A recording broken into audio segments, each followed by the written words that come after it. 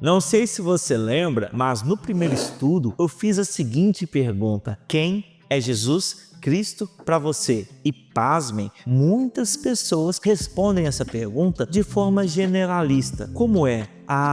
Jesus é tudo. Mas aí eu devolvo a pergunta: tudo o quê? Porque se afirmarmos que Jesus é tudo, então podemos dizer que Jesus é a mentira. E também podemos afirmar que ele é a verdade. Ora, ambos são antagônicos. Como um vai contradizer o outro? Então não podemos, é uma contradição de termos. Mesma coisa é falar Jesus é a luz, mas Jesus é a escuridão? Não pode. Então logo, Jesus não pode ser tudo. Por isso, a pergunta é: tudo o quê? Mas tem pessoas que respondem de forma histórica. E como é essa forma?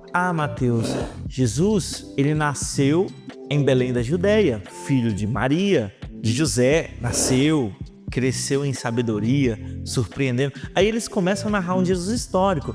Ele foi contra o sistema religioso da época, foi contra o Império Romano, e começa a fazer uma descrição histórica de Jesus. Está equivocado? Não. Mas tem aqueles que respondem Jesus Cristo de uma forma pessoal. Então a gente falou da generalista, a gente falou da descrição histórica e agora vamos falar de uma descrição pessoal. Quem que pode descrever Jesus pessoalmente? Somente aquele que se relaciona com Jesus. Por isso que a descrição mais própria, porque a gente está falando de Jesus e Jesus é uma pessoa. Então se você tem um relacionamento pessoal com Jesus, você descreve-o de forma pessoal. Por exemplo, Jesus é meu irmão. Todas as vezes quando eu dobro o joelho, eu dialogo com ele, eu converso com ele, ele me dá conselhos, ele me auxilia, ele é minha cura. No momento quando eu estava enfermo, ele me curou. Ele é meu guia, ele é meu instrutor. Então é uma pessoa que descreve Jesus de forma pessoal, porque é uma pessoa que tem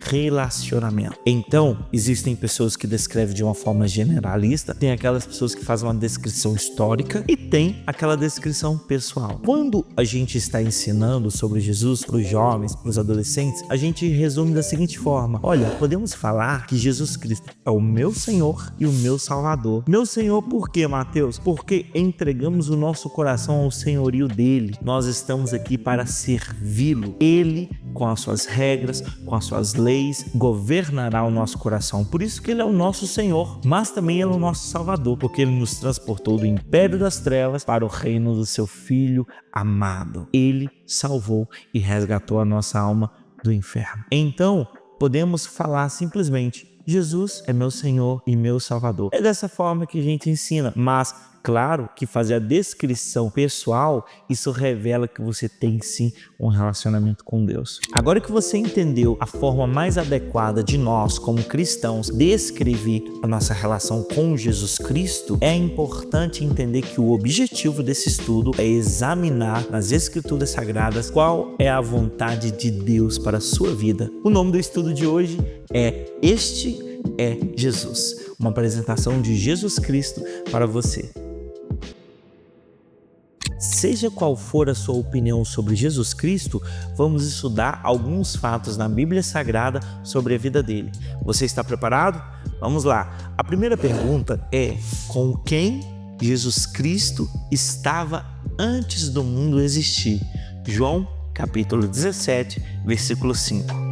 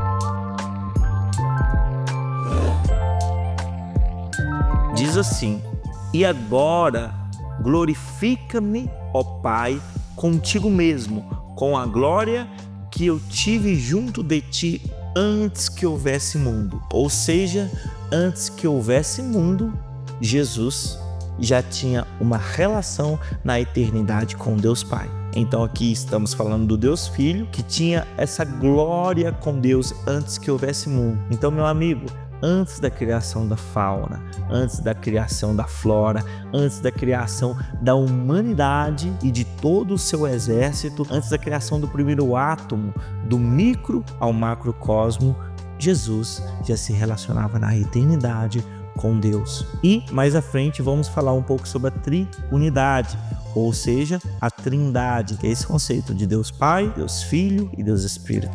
Em João, capítulo 1, do versículo 1 ao 2, lemos que Jesus Cristo é chamado de o Verbo e que já existia antes da fundação do mundo. Mas também o texto revela que Jesus está em João, capítulo 1, do versículo 1 ao 2.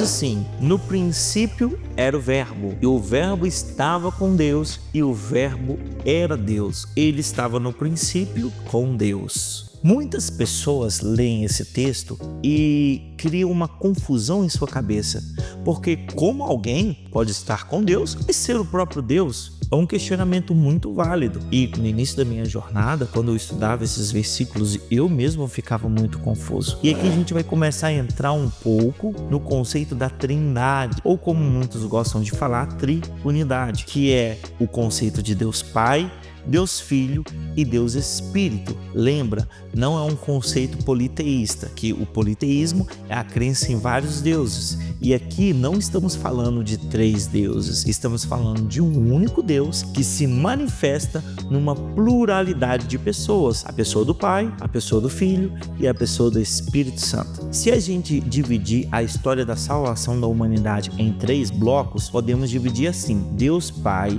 ele é o protagonista da criação. Então, Deus Pai na criação, Deus Filho na redenção, que é o resgate da humanidade entregando a própria vida, e Deus Espírito na restauração do homem, ou seja, convencendo o homem do pecado, da justiça e do juízo. Então, vemos que este Deus que se manifesta nessa pluralidade pessoal. Por que pluralidade de pessoas? Porque cada pessoa tem um papel, cada pessoa tem uma missão, cada pessoa tem um propósito nesse grande plano de Deus de resgatar a humanidade. Então vemos que na criação a Trindade está lá. A Bíblia fala que Deus verbalizou, e o verbo é quem? Jesus Cristo. A palavra de ação que dava ordem e criava era o próprio Cristo. E Deus estava pronunciando a palavra, Cristo se fazendo na criação, e a Bíblia fala que o Espírito pairava por sobre as águas, trazendo ordem ao caos. Então, apesar da Trindade estar ali, Deus Pai é o protagonista da história. Na história da redenção, quem é o protagonista? Deus Filho. Mas o Pai estava lá,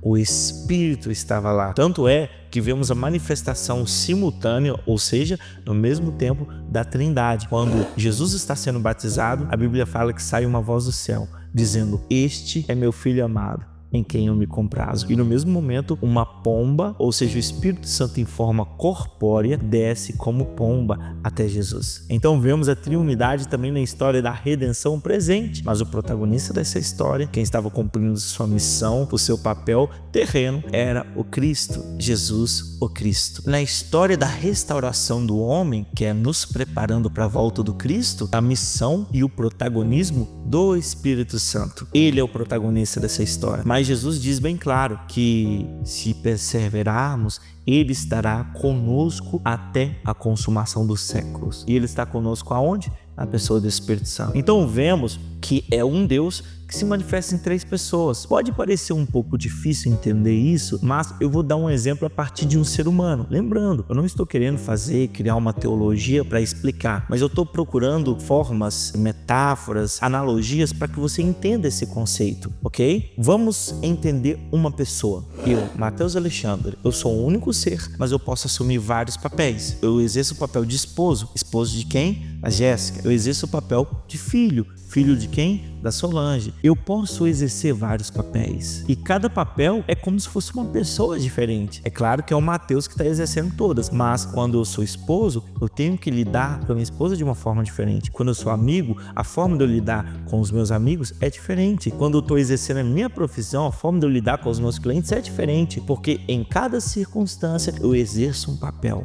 E é da mesma forma. Deus, ele exerce vários papéis. Deus pode aparecer em forma de anjo. Deus pode aparecer em forma corpórea de pomba. Deus pode ser o Cristo, o Verbo encarnado. Então, é dessa forma que é a Trindade. A única limitação é que eu, para exercer essas várias pessoas dentro de mim, essas várias identidades, eu consigo fazer de forma sucessiva, ou seja, uma vez após a outra. Deus consegue fazer ao mesmo tempo, manifestar de forma simultânea. Por isso que a gente vê na criação a Trindade presente lá, o Pai, o Filho e o Espírito. Na redenção, o Pai, o Filho e o Espírito. E não sucessivamente, simultaneamente. E na história da restauração do homem, com certeza, quando eu oro ao Pai, Ele está lá. Quando eu oro ao Filho, Ele está lá. E quando eu oro ao Espírito, Ele também está lá. Eles são a união que forma um único Deus. Bom, eu tentei explicar. Se você não entendeu, o problema é seu. Isso você corta, que esse cara... Agora, a partir desse conhecimento que eu passei para vocês, vamos analisar o que acabamos de ler. Diz assim: no princípio era o Verbo, e o Verbo estava com Deus, e o Verbo era Deus. Ele estava no princípio com Deus. Lembra, o Verbo é apenas uma nomenclatura para se referir à segunda pessoa da Trindade. Apenas uma nomenclatura para se referir ao Deus Filho. Então, aqui podemos falar no princípio era o Deus Filho, e o Deus Filho estava com Deus, ou seja, o Deus Pai, e o Deus Filho era o Deus Pai. Ele estava no princípio com Deus. Então, devemos entender que na eternidade, a nomenclatura que se refere ao Deus Filho, a Jesus, o Cristo, é diferente. Aqui na Terra, quando ele se manifestou, a nomenclatura que o designava era Jesus, o Cristo. Jesus, o Filho do homem. Jesus, o Filho de Deus. Jesus, o Filho de Davi. Você vê várias designações para o mesmo ser. E na eternidade, aqui a Bíblia, o João descreve como o Verbo, a palavra, que se fez carne. E aqui foi nomeado como Jesus, o Cristo, Emmanuel, Deus conosco. Então, quando lemos a partir deste conhecimento, começamos a entender de uma forma mais clara. No princípio era Jesus, o Cristo. E o Cristo estava com Deus, e o Cristo era Deus. Então essa é uma forma de a gente começar a entender um pouco sobre a Trindade. Agora vamos para a próxima pergunta. Leia em João capítulo 10, versículo 30 e responda: o que Jesus disse de si mesmo? Quem ele assume ser?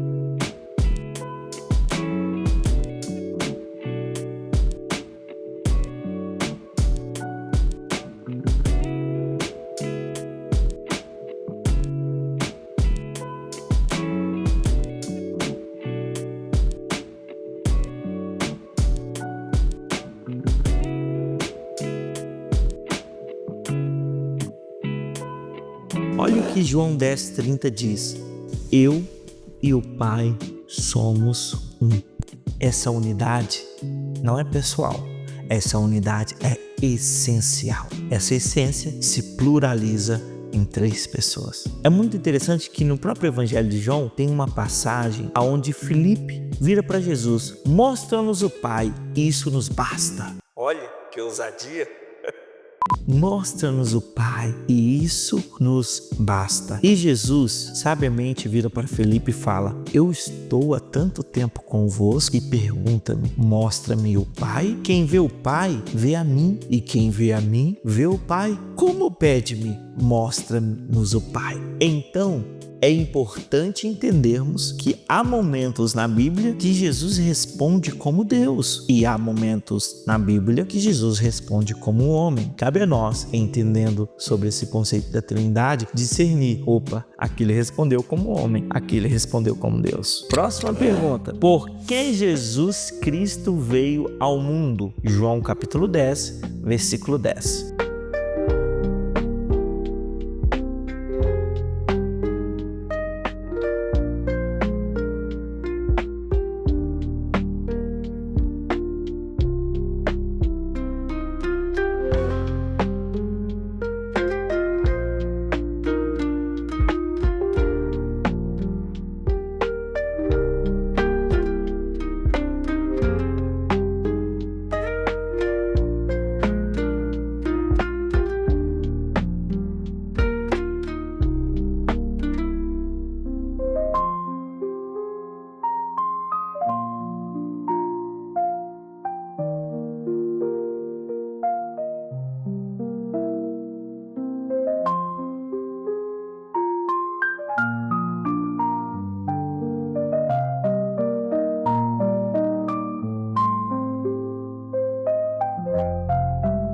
João 10:10 diz: o ladrão vem somente para roubar, matar e destruir. Eu vim para que tenham vida e a tenham em abundância. Olha que profundo. O ladrão veio para quê?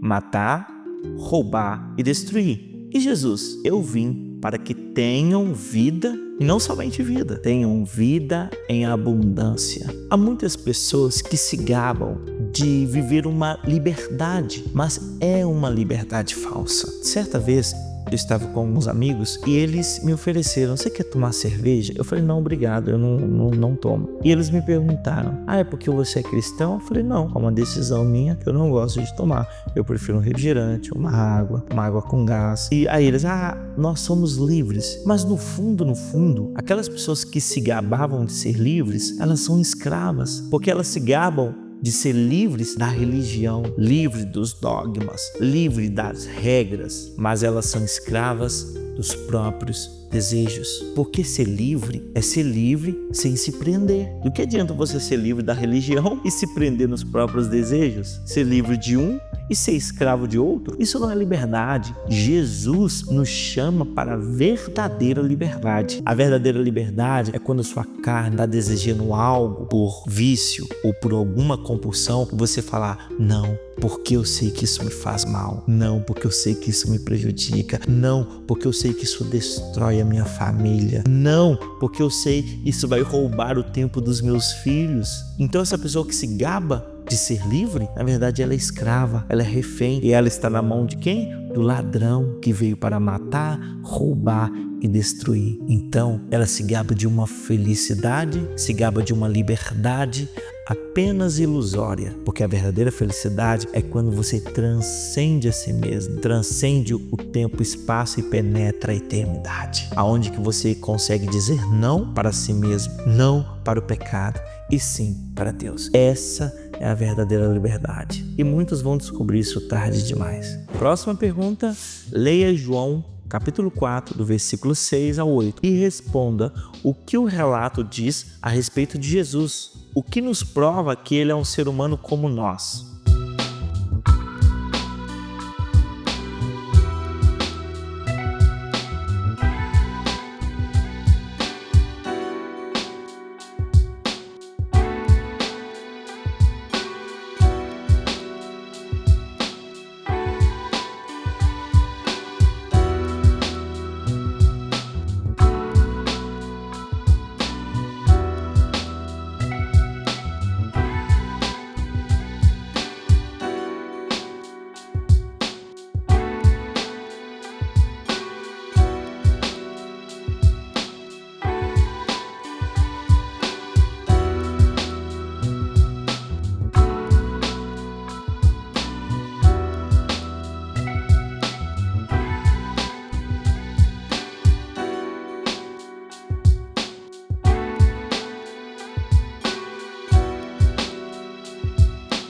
Diz assim: estava ali a fonte de Jacó, cansado da viagem, assentara-se Jesus junto à fonte, por volta da hora sexta. Nisto veio uma mulher samaritana tirar água.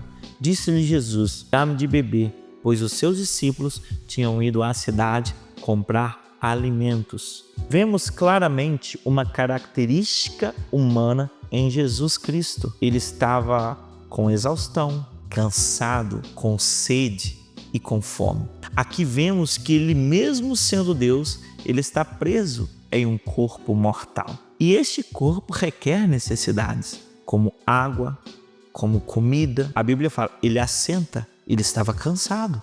Ele pede água, ele estava com sede. E os discípulos estavam onde? Comprando comida. Para quê? Se alimentar. Ele também sentia fome. Então, apesar de Jesus Cristo ser o Deus encarnado, ou seja, o Deus que veio em forma de carne, ele também tinha suas necessidades humanas. Ele também era humano. Duas naturezas coexistindo em um único ser. O texto do estudo diz o seguinte: existem algumas pessoas que pensam que Jesus Cristo era uma energia, mas isso não é verdade. Jesus era um homem semelhante aos demais, pois sentia cansaço, sede e precisava se alimentar. Será que Jesus sentia as mesmas emoções que sentimos? Leia João capítulo 11, versículo 35 e veja que neste relato Jesus havia acabado de receber a notícia da morte de seu amigo. Como você acha que ele estava se sentindo? A resposta está em João 11, 35.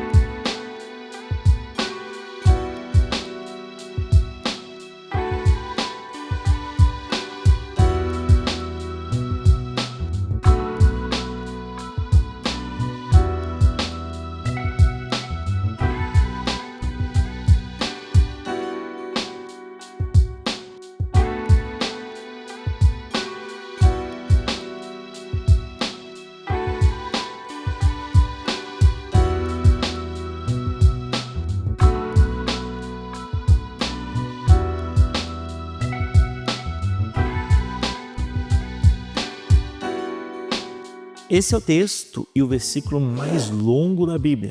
Brincadeira. Diz apenas assim: Jesus chorou. É muito interessante esse texto, porque ele revela a grandeza da alma de nosso Mestre. Jesus sabia que ele iria ressuscitar Lázaro, mas a Bíblia diz que ele agitou em seu coração. O seu espírito ficou agitado, se comoveu, ele vendo as pessoas chorando, ele vendo seu amigo, aquele amigo que ele fazia as refeições, que ele caminhava, ele conversava. Isso tudo lhe sobreveio à memória. Lembrando, a Bíblia não fala isso, mas é uma percepção minha. Eu acredito muito que ele deve ter trazido à memória os momentos com Lázaro, com o seu amigo. E isso o comoveu. E mesmo sabendo que iria ressuscitá-lo, mesmo dizendo aquela palavra saia, e ele saindo com vida, isso mostra a grandeza da alma de Jesus Cristo, que consegue se compadecer, ter compaixão da alma do seu semelhante. Tem um texto no nosso estudo muito interessante que é baseado nisso que a gente acabou de ler. Jesus pode te ajudar em suas dificuldades. Sabe por quê? Porque ele já experimentou todas essas dores e conhece muito bem o seu sofrimento. Jesus foi humano como os demais. No entanto, podemos perceber em sua vida algumas diferenças. Leia João 8,46, apenas a parte A. O que Jesus disse que não possuía?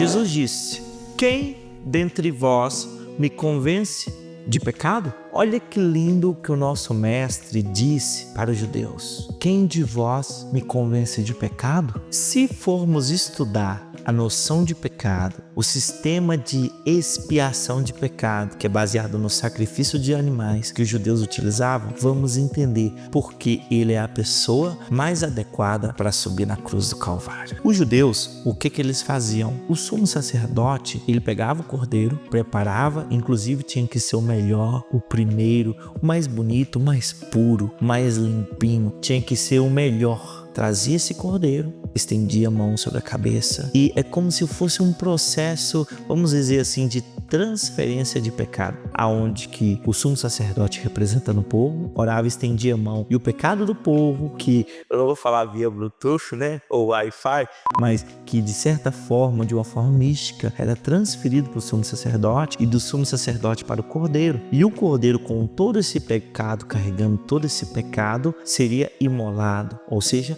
iriam matá-lo. E matando o cordeiro, eles acreditavam também que seria destruído o pecado. Então, de acordo com o sistema sacrificial judaico, tinha os métodos de expiação do pecado do povo para aplacar a ira divina. É claro que todo esse método de sacrifício de animais, aí tinha sacrifício de rolinhas, tinha sacrifício de vários tipos de animais. Cada pecado tinha uma forma diferente de lidar. E tinha o Yom Kippur, que era o dia do perdão, tinha um dia onde que todo mundo deveria pedir perdão a Deus. E isso é uma herança dos outros povos, dos povos pagãos, que para aplacar a ira dos seus deuses também faziam sacrifício. Então o povo semita, que veio a ser Israel, que depois o povo judeu, eles tinham as mesmas práticas. Como Jesus Cristo manifestou dentro da cultura judaica, ele precisou trazer essa arquetipia, que é um modelo que o povo carregava como herança. Então Jesus veio falando: quem de vocês pode me convencer do pecado? Sabe o que ele está falando? Eu não peco, eu não sou como vocês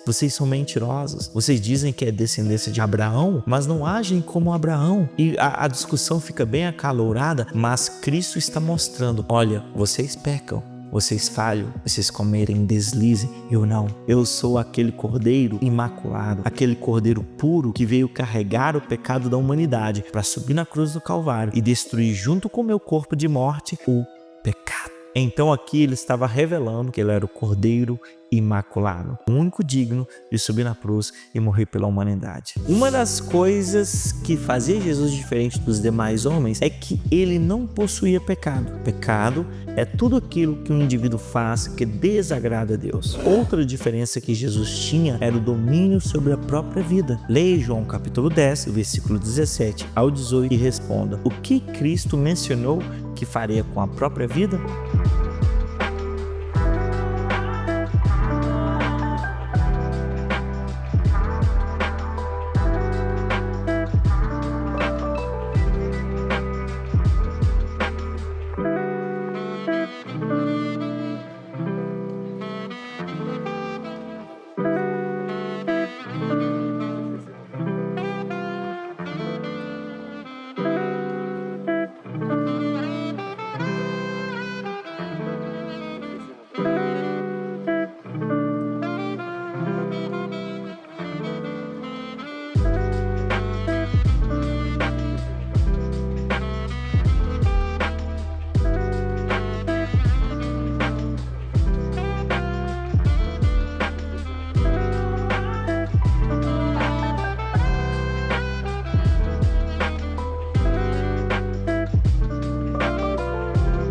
Diz assim: por isso o Pai me ama, porque eu dou a minha vida para a reassumir. Ninguém a tira de mim, pelo contrário, eu espontaneamente a dou. Tenho autoridade para entregar e também para reavê-la. Este mandato recebi de meu Pai. Se você perguntar a história, quem matou Jesus Cristo? Os historiadores vão responder: foram os romanos, com seus métodos de tortura, aonde colocou ele numa cruz e o matou. Só que antes passou por 18 horas de tortura psicológica, física, o esbofetearam, o humilharam. Ele teve que carregar troncos, que eram as peças da cruz, andar sendo rechaçado, cuspiam nele, o açoitavam. E os romanos executaram a sentença, mataram Jesus. A história diria isso. Se você perguntar a um cristão que gosta de estudar a Bíblia, ou algum teólogo, quem matou Jesus? Ele falou, olha, os romanos só mataram por causa de uma conspiração judaica. Então, quem levou Jesus à cruz foram os judeus, que conspiraram contra a vida do nosso mestre. Eles criaram lá que ele estava blasfemando e que não poderia ficar assim, estava ofendendo o sistema religioso, e como os judeus não poderiam executar a pena capital, eles teriam que levar para os romanos. Aí os romanos foram lá, atestaram e mandaram matar Jesus. Então quem matou Jesus? Os judeus. Mas, meu querido, eu lhe digo, não foi nenhum nem outro. Aqui esse texto deixa bem claro que ele espontaneamente entrega a vida. Não é um suicídio, é um autossacrifício. Ele entregou a vida dele em obediência. Olha, nenhum ser humano consegue suportar aquelas 18 horas de tortura, coroas de espinhos do tamanho de um dedo cravando, açoites abrindo sua pele, sangue descia, suor, e depois vindo o soldado enfim uma lança na sua barriga. Então, nenhum ser humano conseguiria sobreviver a essa tortura, a essa via dolorosa, a esse martírio sofrido por Cristo. E a Bíblia deixa bem claro que ele só expirou, que ele morreu. Sabe quando? Quando ele, com braços abertos, olha para o céu e diz: Pai, em tuas mãos eu entrego o meu espírito. E a Bíblia fala que Jesus expirou. Então, meu querido, ninguém poderia tirar a vida do nosso mestre. Estava escrito. Era uma profecia. Ele espontaneamente entrega. Sabe para quem? Por mim e por você. E aqui deixa bem claro que também ele pode reassumir. Por isso ele ressuscitou no terceiro dia, o dia da ressurreição. A pergunta é o seguinte: para onde Cristo foi após a sua ressurreição? João 16, 28.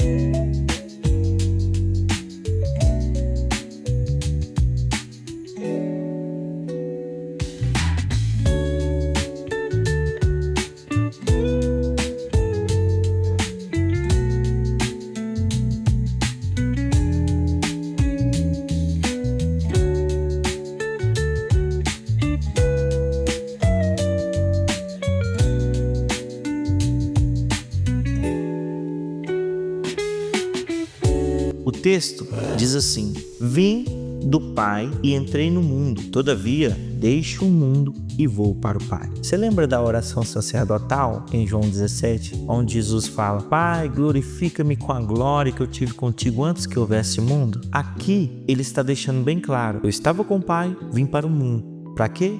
Cumprir a sua missão, que era compartilhar a vida eterna com a humanidade, ser um modelo, resgatar a humanidade e vir cumprir a sua missão terrena. Mas, quando ele finalizou a sua missão, ele voltou para os céus, para aquela glória que ele tinha antes que houvesse mundo. Então, meu querido, Jesus voltou para os céus. Mas também podemos falar que ele habita em nosso coração, porque como discípulos, ele deixa bem claro: eu estarei convosco até a consumação dos séculos. Já vimos que Jesus Cristo desceu dos céus, habitou entre nós, sofreu, morreu e ressuscitou e foi para a presença de Deus. A pergunta é: onde está Jesus Cristo agora? Leia João 17, 13 e responda.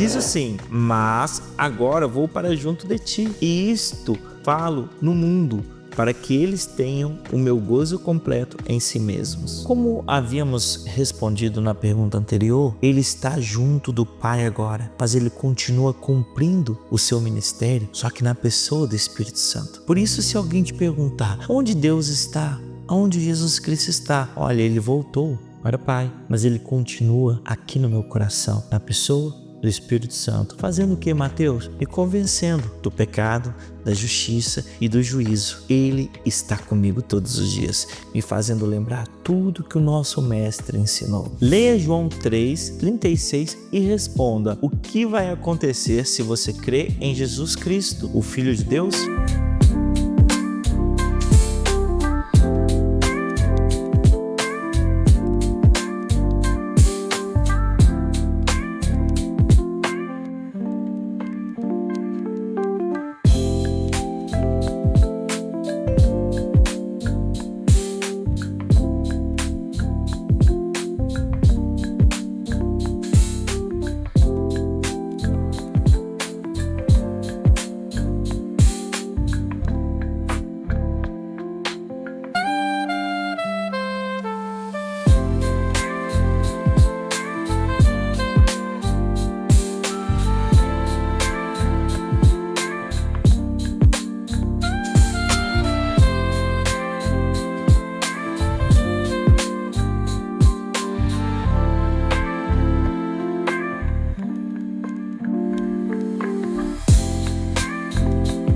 Diz assim: por isso, quem crê no Filho tem a vida eterna. O que todavia se mantém rebelde contra o Filho não verá a vida, mas sobre ele permanece a ira de Deus. Muitos pensam que crer em Jesus é apenas um pensamento acreditado. É apenas, eu acredito que ele existe. Mas qualquer pessoa pode dizer isso. Muitos podem dizer: eu acredito em Jesus, mas a sua vivência, o seu cotidiano, a sua rotina, não afirmar que Deus existe. Porque muitos dizem que Deus existe, mas vivem como se ele não existisse. Deus está à parte, Deus está lá, eu estou aqui vivendo a minha vida. Tem muitas pessoas que pensam dessa forma. Então, crer em Jesus não é apenas acreditar que ele existe. Porque olha, aqui fala que aquele que crê tem a vida eterna, mas aquele que se permanece rebelde, ou seja, rebelde, está fazendo contraposição a quem crê. Isso implica em obediência. Então, crer em Jesus não é apenas acreditar que ele existe. Crer em Jesus é também obedecer, é também seguir, é também praticar. Por isso que não é um pensamento acreditado, mas sim uma vida entregue a Jesus Cristo, obediente a ele. Assim como ele obedeceu ao Pai, nós o obedecemos. Bom, agora vamos ao resumo. No estudo de hoje, a gente aprendeu que Jesus Cristo é eterno, ou seja, antes da criação ele já estava lá e depois da criação ele continua lá. Jesus Cristo é Deus. O que o verbo diz? E o verbo era Deus. E o verbo estava com Deus. E o verbo se fez carne e habitou entre nós. Jesus também é Deus. A Bíblia diz que Jesus se tornou homem quando fala que o verbo se fez carne. Diz que ele habitou entre nós, ele tabernaculou, ou seja, ele se relacionou com a humanidade e continua relacionando hoje. Ele não teve pecado, por isso ele foi o cordeiro. Dentro do conceito judaico de sacrifício, ele era a única pessoa adequada para assumir essa arquetipia, esse modelo do conceito judaico, que é o Cordeiro de Deus, o Santo Imaculado. Ele morreu, mas ressuscitou. E a última coisa que aprendemos também, ele voltou para Deus e está no céu. Mas sabemos que ele influencia na nossa vida na pessoa do Espírito Santo. Você que gostou do estudo, deixa nos comentários. Olha, gostei do estudo. Se ficou alguma dúvida, comente, compartilha com seus amigos para eles aprender e ser discipulado assim como você está sendo discipulado. Um abraço a todos.